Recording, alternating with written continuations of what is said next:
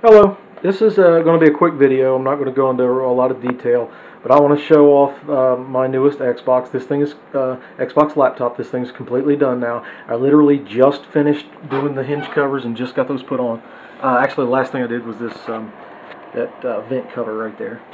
But yeah, it's 100% done. Everything works perfectly fine. I would have had it done a couple of days ago, but I ran into some trouble whenever I was putting it together. I always, before the final assembly, before I actually put everything in the case and put it together, I hook everything up, turn it on, and test it for a while to make sure everything's working. Well, the audio amp that I had didn't work. Now, these audio amps, the audio amps that I use in these, I have recommended to a lot of different people.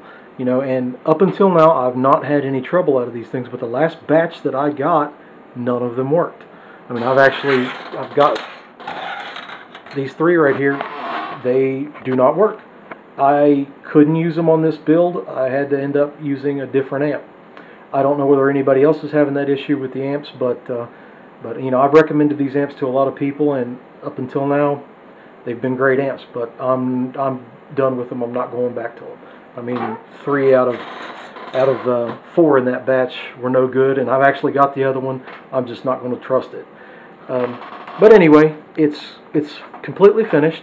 From the outside, other than the different paint job I used, you really can't see a difference from this one and the last one, except for it's got front USB where the last one didn't. Where you really see most of the changes that I made are on the back of the unit. Let me turn that around so you can get a look at that. Okay. Right here. That's the biggest change that I made. Now, it's got a bezel on the back like a stock Slim does. It's marked exactly the same as a stock Slim. All the ports are exactly in the same place. I didn't have to move anything. The only difference is you're going to see a little recessed switch right here. That's not easy to switch, because if you do switch that, then it shuts off the internal video. But it's got that, and the power cord is recessed like it is in a stock Slim. This actually slides back inside the unit a little bit, but that makes it look a lot cleaner on the back. And it's not just holes cut. This actually has a proper bezel that covers the back ports. But other than that, the only other changes were structural to the case.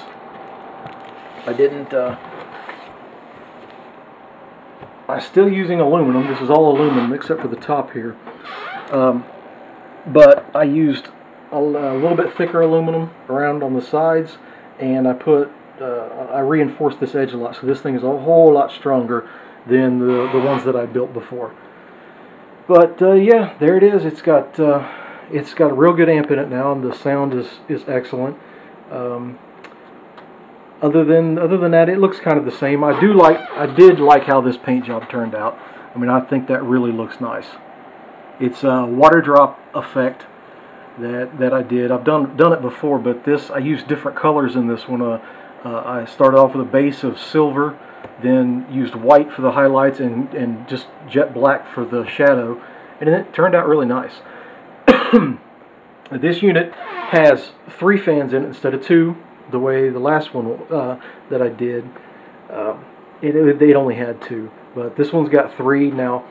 The only venting that I'm doing is the vent over the heat sink, and there's a vent underneath on the bottom side, right under the motherboard, to keep air flowing under the motherboard.